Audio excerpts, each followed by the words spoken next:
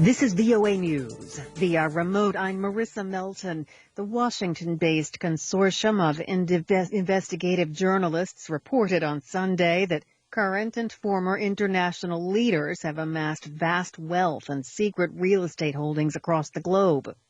The report was the result of work by hundreds of investigative journalists combing through millions of previously undisclosed documents known as the Pandora Papers. The Pandora Papers exposed the offshore holdings of 35 current and former world leaders, including Russian President Vladimir Putin, former British Prime Minister Tony Blair, and Jordan's King Abdullah. The Washington Post, one of the news outlets that helped conduct the investigation, said the files included private emails, spreadsheets, contracts, and other records that revealed financial schemes and who was behind them. The documents showed that national leaders on 5 continents hid assets, often in other countries.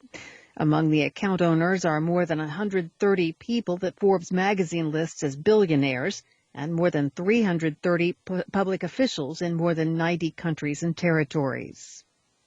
A local government official in Nigeria has told Reuters that Boko Haram insurgents have taken over multiple communities in Nigeria's north-central Niger state, offering villagers money and incorporating them into their ranks to fight the government.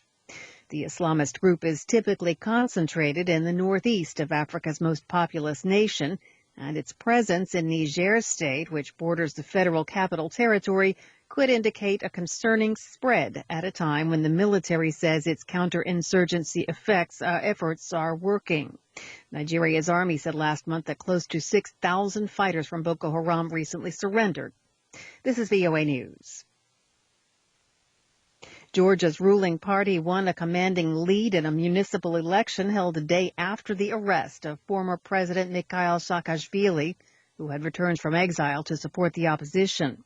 The ruling Georgian Dream Party won 46.7% of the votes compared to 30% for Saakashvili's United National Movement, according to results released on Sunday by the country's elections authority. The Organization for Security and Cooperation in Europe said in a statement that Saturday's local election had been marred by widespread and consistent allegations of intimidation, vote buying, pressure on candidates and voters, and an unlevel playing field, although it noted that candidates were able to campaign freely. The country of nearly 4 million people has faced a political standoff since a disputed election last year, which prompted the main opposition party to boycott parliament. The Chinese military flew 16 warplanes over waters south of Taiwan on Sunday as the United States expressed concern about what it called China's provocative military action.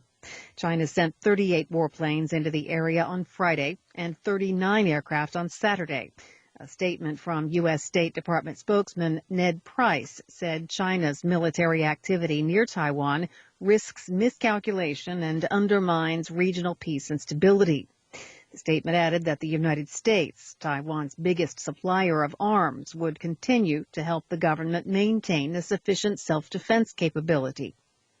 China and Taiwan split in 1949 during a civil war. The communists took control of mainland China. The rival nationalists set up a government on Taiwan.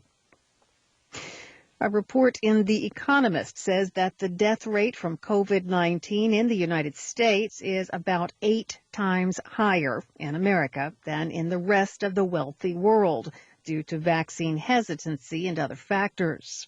The report said vaccine resistance was particularly worrying among voters who opt for the Republican Party. A poll by the group YouGov indicates that among U.S. voters who voted for Donald Trump to win re-election as president last year, 31% say they will not get vaccinated. 71% say they strongly disapprove of President Joe Biden's vaccine mandate, and nearly 40% said they never wear a face mask. The Economist called those statistics a deadly combination. You can keep up on that story and all the stories we're covering at our website, voanews.com. Via remote, I'm Marissa Melton, VOA News.